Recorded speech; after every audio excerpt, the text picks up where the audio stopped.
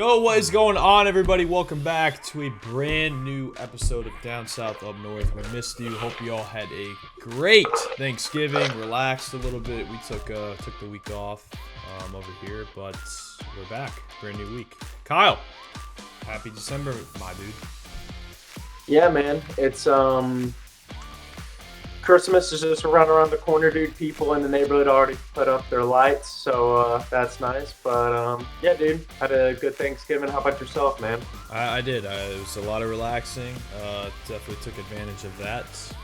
But my goodness, we have a lot to discuss. We could have a 5-hour show today if we really wanted to. Yeah. We're not gonna have everybody steal anybody's time. But dude, we could talk about your Hawks being the only team to beat the Cavs, but also losing to the Wizards. We could talk about your Falcons, how Kirk Cousins threw 4 interceptions. Could talk about how bad New York football is, because it is very bad. But we got some other stuff to cook up for everybody. So without further ado, let's head into the athletic alert. All right, Kyle. Friday night, Black Friday shopping was done. Not that I went out and did any, but sitting down with all my boys, watching the beginning of rivalry week, Georgia Tech, Georgia, and didn't know it was on a Friday night, but I was very happy when I saw it. Kind of just keeping up with the play-by-play. Got through 3 quarters. Your dogs were down. Your dogs were not looking too hot. And 4th quarter comes around, and I'm like, all right, I got to sit down and watch this game.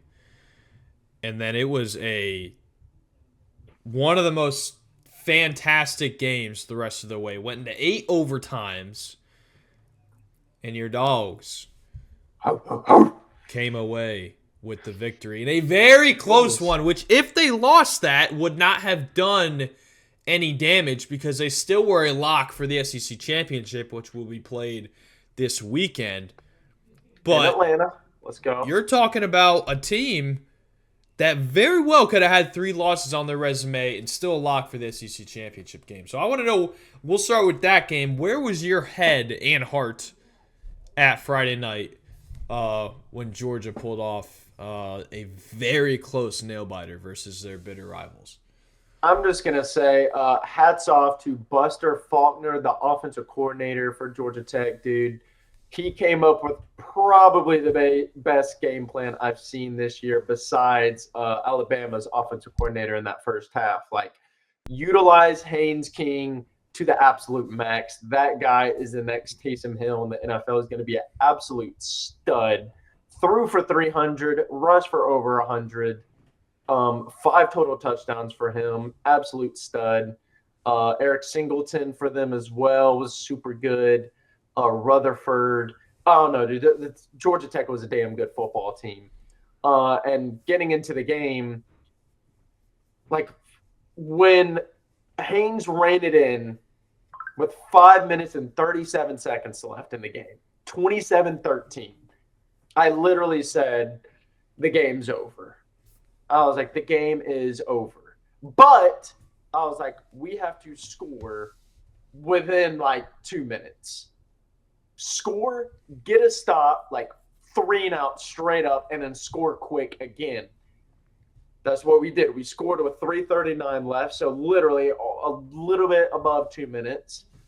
And then we get on defense, and White Boy of the Year. He's from North Hall High School, just a few minutes up the road from my hometown.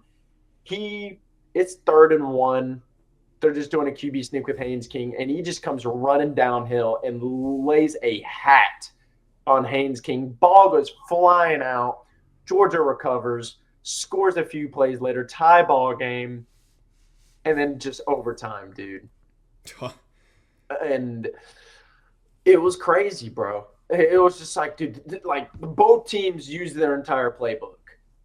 It's like, dude, there's nothing left. You gotta just start running it. Look, when you get to that point, my dude, that's when like And playbooks are like a book, obviously, hence the name. But you're going through, you got all the chapters and stuff. You get to the very end of that book, you're like, dude, I'm running out of words here. You're running out of plays when you get to the 7th and 8th overtime. But the thing is, Kyle, with these new overtime rules, and this is, I believe, the first year they're doing this. After the second overtime, right? You start with the ball in the first 2 overtimes at the 25-yard line, the opposing. So you only got to go 25 yards. I say only. After the second overtime, they move it to the 2. They move it to the 3. I'm sorry. Move it to the 3-yard line. You're going for a 2-point conversion, and that was just the most. Like, I wasn't a fan of either team. I'm just watching a great football game. I'm on the edge of my seat on my couch like this. Like, what are we going to do here? Like, you saw, and they flip roles, right? So Georgia Tech started with the ball, then Georgia got it. The next overtime, Georgia started with it, then Georgia Tech, right? And we just go back and forth. This went 8 freaking times, folks. If you didn't watch that game, you missed absolute cinema on the television. And I'll tell you what, it was just great football. Like, I love this sport so much, Kyle. I probably know that football is my favorite, but back and forth, and it was like just some plays they were wide open and some plays they were clamped, and then you had penalties that came into play, and it's just like, at the end of the day, the better team won, but that game could have gone either way in any of the 8 overtimes that it went to. Yeah, it was. I remember. I think it was 7th overtime. They ran a read option with Carson Beck and got stuffed. And people on Twitter and social media said they hated that play call. I absolutely loved it. I was like, dude, if we lose on that, I could lay my head on the pillow and fall asleep and be okay with this loss, because I absolutely despise Mike Bobo. He's garbage. Absolutely hate him. But that, I was like, Bobo, that was a good call. If we lose tonight, I'm okay with that.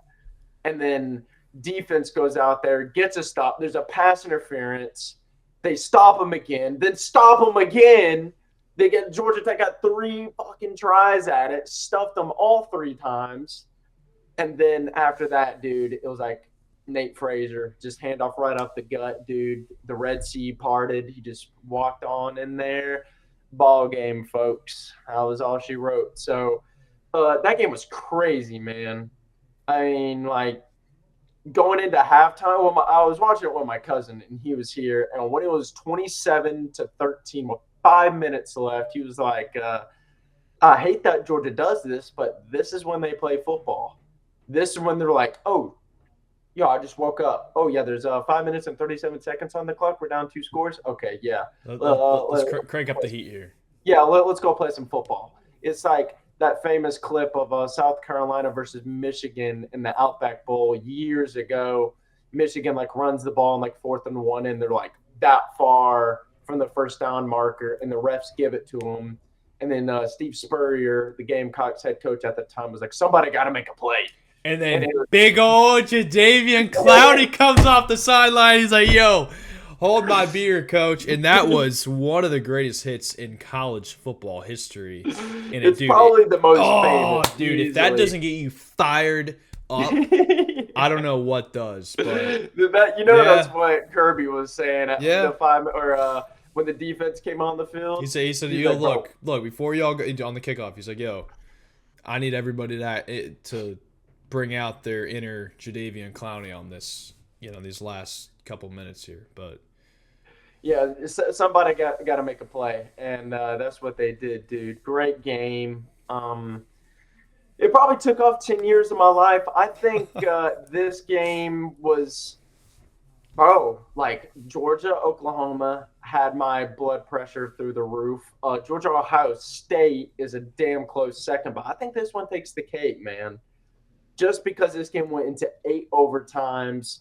Actually, no, because like you said at the beginning, Georgia was a lock for the SEC championship. Right. So even if we did lose this, we still have a chance at getting in. I'm not going to lie. That Georgia-Ohio State game, I remember the New Year's Eve, I believe it was. I think that took 5 years off of both of our lives. Yeah. For better or for worse. But, yeah, I mean, look, now look, Saturday, we got a great game. We have Georgia, Texas 2 from earlier this season. The Dogs got them. Can the Longhorns punch their ticket into the top 4? But why don't you read off? Well, I mean, enough SEC talk. We'll get back to them in a minute here. But read off all of the, because it's championship week, right? So some teams will be playing, some teams are already done. Read off the schedule we got for Saturday's slate. We got American Championship. This one really doesn't matter as much. It's 17 Tulane versus Army going into the Mountain West Championship. This is huge for Boise State. If Boise State wins, they punch in the 12 the 12 seed. Probably, actually, they're 11th right now. What would they go down? They might get 8 or 9. Yeah, I was about to say, if they win the championship, they're probably going to go up a few ranks. So 22 UNLV versus Boise State for Mountain West, sorry. And then Big 12, 18 Iowa State versus 16 Arizona State. That game really don't mean much. And then obviously SEC, Georgia, Texas 2. Big 10, 4 Penn State, 1 Oregon. This game means a little bit. Oregon's already in. It doesn't matter. They went undefeated regular season. They have the resume to prove it. Beat Ohio State. They did have a really close game against Boise State and a few other teams. But if Penn State loses, I don't know. Because Penn State, I've never been sold on Penn State. But that's a whole nother discussion. And this is where it gets weird. ACC championship game, 12 Clemson, 9 SMU. This is SMU's first year in the ACC, and they're in the championship game. So Clemson got punched in because Miami lost to Syracuse. So Miami's probably out of the college football playoff. Well, I think, in my opinion. So look, and again, it's going to be a lot of weird talk today, Kyle. Yeah, it is. Because this is the first time that we've ever done this. So we went through a whole season and we're still in uncharted waters. We still don't know what the hell is going to happen. And I've had conversations about this, and I'm being told by a lot of people that regardless of what happens in these championship games, at least the big ones, right? The Big Ten, the SEC, right? They're saying that the loser of these games are still going to be a lock for the 12 that get in. And I'm like, okay, I kind of get it. But look, if Clemson loses, they're out. You think so? They're 12 right now. I know, but Miami's 14. If Clemson loses to SMU, SMU's a lock, right? One year conference. They might not get a top 4 seed. They might. I don't know. But Clemson's got to be out. I don't care if they made it. They lost this past Saturday to South Carolina in a game that they should have won. And then you have Miami, on the outside looking in. Well, they won 9 straight. That's where people are like, they won 9 straight because first game of the year, they played the Dogs. But it don't matter if you just give it up at the end right there. And then if you lose this week too, you're ending the season off back-to-back losses. Yes, against good teams, but you're out. Like you're this is where it gets tough.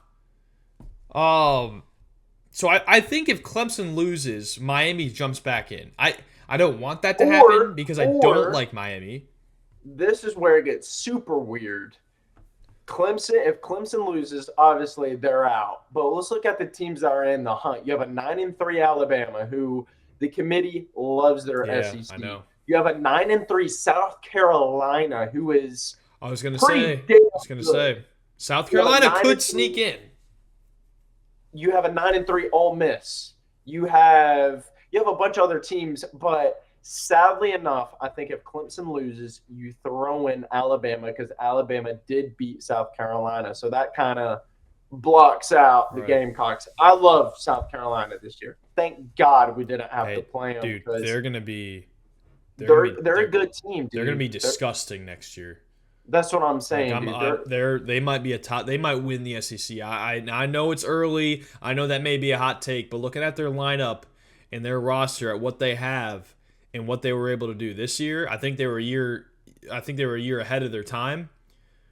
heading into next year, no excuse. They should run the SEC. I think so too. You play Alabama super close. And Kentucky's a really good football team. You beat the piss out of Kentucky. You kind of get blown out by Ole Miss. You beat Oklahoma, who's not ranked, but that's a tough opponent. You just mop the floor with A&M. You beat a Vanderbilt team who is their morale's been super high all season, so it's going to be tough to beat them. You beat Mizzou, like. Bro, they have three or four ranked wins on their schedule. Like, they're a good football team. And Alabama, dude, they just haven't done enough this year. You lose to Vanderbilt. You lose to Tennessee. You lose to who else did they lose to? Vandy. Did you say Vandy, Ole Miss. No, they beat Ole Miss. Vandy, this Tennessee, is Alabama. Yeah. For some reason, I can't think. Let me see. They lost to Oklahoma. That is right. They got you're right. They got the brakes beaten off of them against Oklahoma.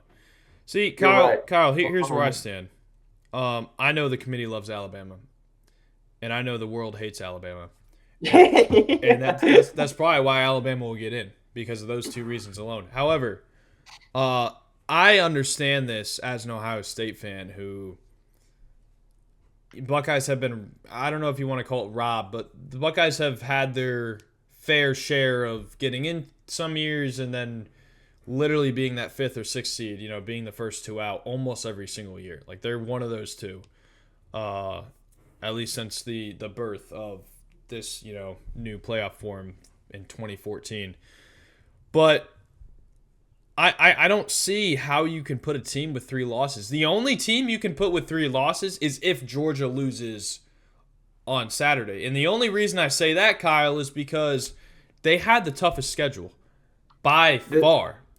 Second, I believe. Well, yeah, but I'm with you. You guys played a damn good Texas team and beat them.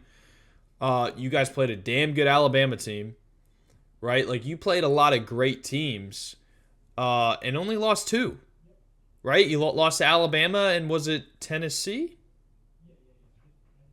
Oh, we lost to Ole Miss. Ole Miss, okay. And look, that was up and down. Now, you guys had a lot of close games. That Kentucky game was very close. Georgia Tech was very close. But at the end of the day, great teams win.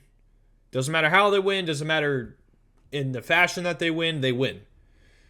Even if you lose Saturday, you had a great schedule, and I'm sure it's going to be a close game regardless of who comes out with the win. Alabama, you have 3 losses, one of which coming to Oklahoma, who is not even in the top 25, and then the other one coming to Vanderbilt, who's also not in the top 25. And neither of those teams were in the top 25 at the time they played Alabama. I don't know. I really, like, give a team like USC, South Carolina. Give a team like South Carolina a shot, because Alabama, they just been up and down. They've been up and down all year, and I feel like the committee loves to do this. They love to stir the pot and get these teams, all pissed off that Alabama has, 3 losses. And I know you're able to have more losses, but there's teams with 2 losses that deserve better than that. Right? Yeah. One of the two, Arizona State or Iowa State's going to get in. Because they're a Power 5 conference champion. Right. But Alabama, you can't sit here and tell me what has Alabama done to deserve to be in the top 25. They didn't make their bowl game. They didn't make their championship game. They have 3 losses on their resume. Their strength of schedule was not, I don't think it was close to either Texas or Georgia. Jalen Milroe has been playing horrifically lately.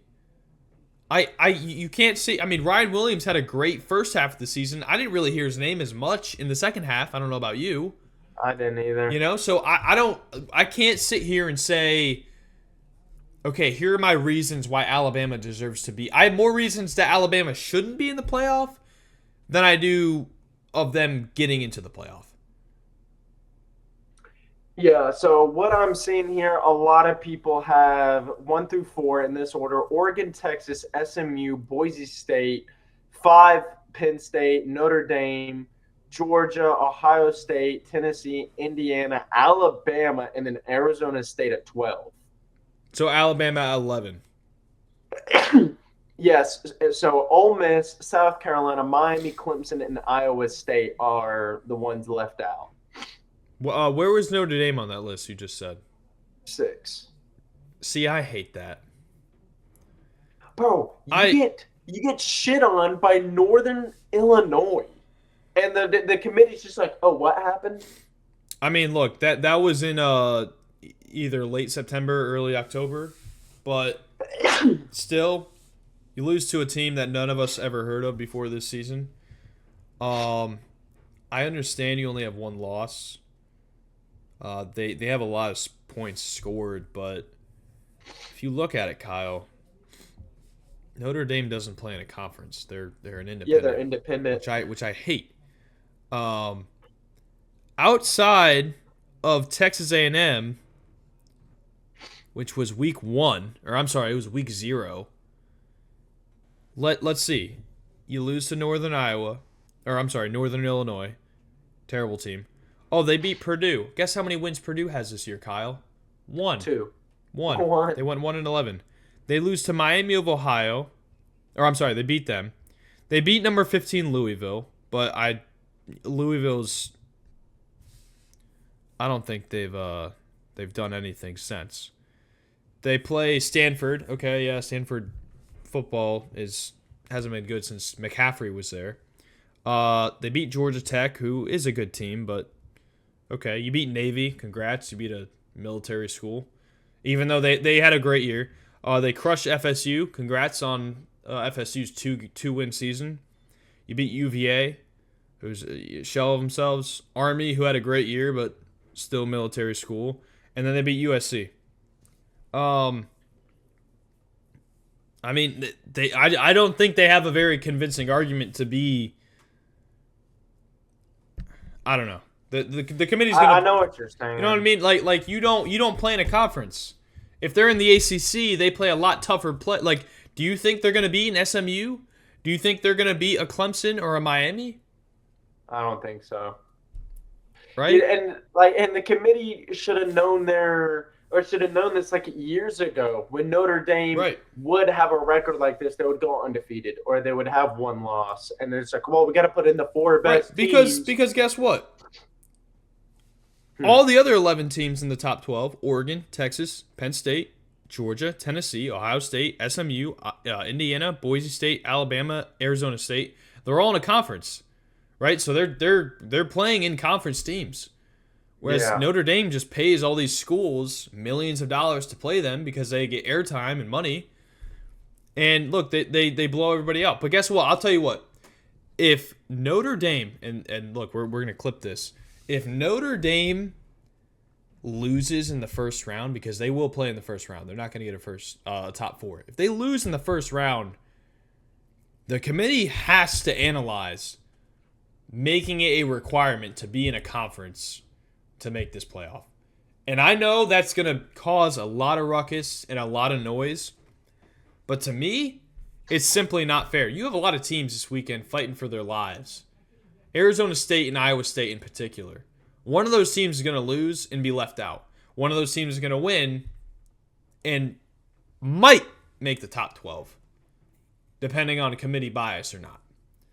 But why do those two teams have to go and fight all season, and it comes down to the frickin' wire, why next week Notre Dame gets to sit on their ass knowing they have a guaranteed spot in the top 12? To me, it doesn't make any sense. It doesn't make sense to me either. It has to be 4 Power 5 conference champions and then 8 of the best teams. Or excuse me. Yeah, 8 of the best teams. the best. Notre Dame, in my opinion, is not one of the top 10 or 8 best teams in the country. I think just they're not. top 25. I think they're top 15, Yeah. but top But top 12? 12? No. No. No. I think they lose to Clemson. I think they lose to Miami. I think they lose to Hell, South I think Carolina. South Carolina would be a competitive Yeah. game. Yep. I think Ole Miss would probably beat them. I think almost every single team in this 12-team playoff would beat them. Hell, And Penn State might beat them. Might beat them. I believe that. Tennessee's a good team. I think Tennessee would beat them. Indiana, possibly. Alabama for sure would beat them. And look, and that's the matchup that would happen. Right. And That's look, Kyle, I'm not sitting here, like we're not sitting here to be Notre Dame haters, but at the end of the day, this is football, and it's been 10 years. How many years has Notre Dame actually proven to us that they're an elite team that can deliver when it matters most? Shit. If they make the top 4, they're out first game. No, That's how it's not making been. the top. That's how it's been since it launched. I don't see a difference this year. You lost to a team nobody heard of. I understand. I mean, whatever. You want to talk about my Buckeyes losing to an unranked Michigan team? That Michigan team is a whole lot better than Northern Illinois. Oh, yeah. And again, that was at the beginning of September, so everybody forgets about it. But Bro, Still. Notre Dame doesn't have a ranked win. They have one. it was against Louisville, or it was A&M. It was A&M. Yeah. And you beat them by 10. Yeah, and that was week 0. Like, I'm sorry, I don't. When we're going off strength of schedule and who you beat, if you beat a ranked team anytime like before week 3, to me it doesn't say as much as it does in week 8 or week 10 or 11, right? Like those later weeks when like the stakes constantly grow, all the noise is everybody's talking about you. That's what I'm saying. It's like I don't know. And that USC game shouldn't. They won by 2 scores, but USC threw 2 pick sixes. Yeah, late in the red zone. Yeah, late in like the either late third quarter or early fourth. I think those were the 2. Yeah, I was watching that game and I was like, USC lost Caleb Williams. This guy is brand new. Their quarterback. They're in rebuild mode. Because let's see this. Fourth quarter, USC scores to make it 35-28 Notre Dame. If they go 2 touchdowns there, because they threw a 99-yard interception and then a 100-yard. Yeah, and then a 100-yard, yeah. If they score, it's 35-42, 42-42, and then Jacoby Lynn scores again, USC wins that game. They win 49-42. Yeah. Like, I'm just not sold on Notre Dame, dude. I haven't been forever, for years. Again, they've given us 0 concrete evidence to believe in them. And look, I understand they only have 1 loss, but when everything comes into play, Kyle, I mean, you and I, both of our teams, we're always on that couch in December watching Selection Sunday. Watching, all right, which 4 teams are going to make the college football playoff. Now we have to sit here and be like, all right, we know both of our teams are going to get in. It just depends on where. But, we know the criteria. We know, all right, what's your record? Who have you beat? When did you beat them? What was the overall strength? How many points did you score? There is a laundry list of things you can go based off of. And there are things that stack up higher than others. Alabama got in over Florida State last year. For what reason? They play in the SEC. It's as simple as that. Notre Dame, you don't play in a conference. You don't have a conference championship game. Even the teams that lose this weekend, say Georgia goes out there and loses, they're still a lock because they played good teams. Notre Dame you can't say that. You're playing Miami of Ohio. Like it doesn't add up to me. They're gonna make it, but again, if they make it and they are bounced in the first round convincingly, depending on who they play, if I'm the committee, I'm taking a big step back in reevaluating where Notre Dame stands and making it a requirement. You must be part of a conference, a Power 5 conference, because you're good. Notre Dame is a great football program. So join a great conference. Oregon and Washington did it last year, and look at Oregon. Look, maybe Notre Dame joins the Big Ten or the ACC, and they're that new SMU, right? Or they're that Oregon for the Big 12, or the Texas for the SEC. A lot of these teams, Kyle, they moved conferences, and they had no problem being as good as they were. Mm-hmm. So look, Notre Dame, prove us all wrong. Go out there and win the national championship. Then you'll have my. If they do, I'll give $100 to the first Notre Dame fan I see comment on this video. If they win the national championship, I will match that. So Notre Dame fans, you get $200 if they win it all. Holy shit! There's no way. No, I'm not losing sleep over that. But regardless, it's not gonna happen, and the committee's gonna. And look, they're in their own conference. They make a shit ton of money. But regardless, gotta join a conference in my eyes. But yeah, I don't know. But I think that wraps it up. Look, we've been dodging this subject all year, Kyle. But again, like we said, this could be a 5-hour episode strictly based on college football. But a lot to look forward to. We got a lot of good games this Saturday.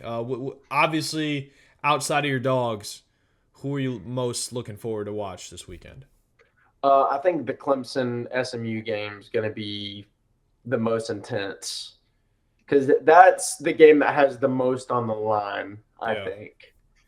Don't really care for Iowa State and Arizona State. Don't really care for that game. Don't really care for Penn State, Oregon, because both of them are unless. Oh, dude, I think look, if Penn State somehow wins that game, I'll be surprised. I think it's going to be a blowout. I think so too. Georgia, Texas. Obviously, I'm going to watch that game, but I don't know. It's going to be that Clemson SMU game. That's going to be have that game on your radar because it's going to be crazy. It is lot at stake here.